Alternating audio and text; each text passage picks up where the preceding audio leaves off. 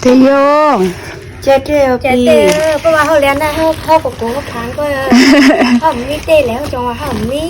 แต่หามาตั้งร้อยเหมือนกันน่ะ เอาค่ะ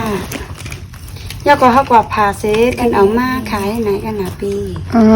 เพราะปีเขาไม่ข้าวสารมันข้าวสารก็ไรอยู่ ข้าวสาร เขาไม่ข้าวแต่กินนั่นยาว่า อ๋อ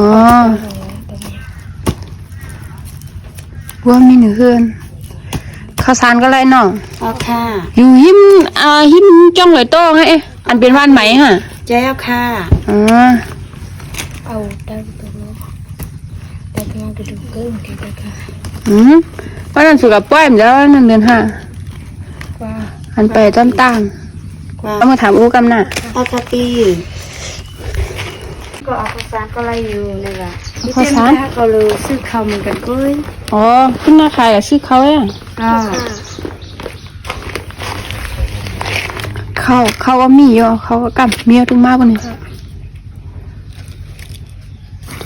เปียกแต่หาตั้งเลยนะ ได้ก็หา ตั้งหน้าพุ่นน่ะ เอาค่ะ สุภาพอยู่คือว่า เพื่อนมาอยู่มือนั่นก็น่ะ มือได้ มือเรือนสาม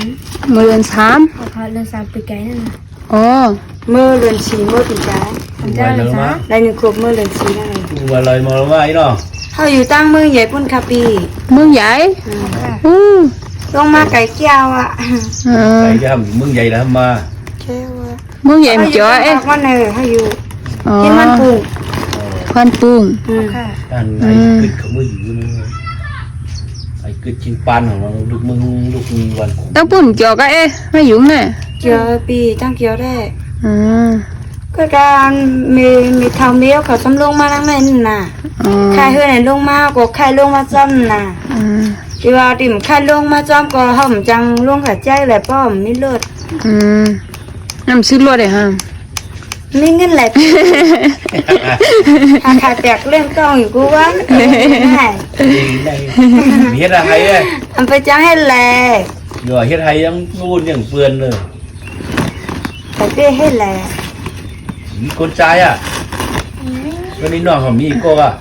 มีก่อนไปเป้เฮ็ด อ๋อก็เรียก ก็เรียกว่า กูดูหนามีว่ะ อู้ขามีเอาเปรียบกันเอา อ๋อ อ๋อ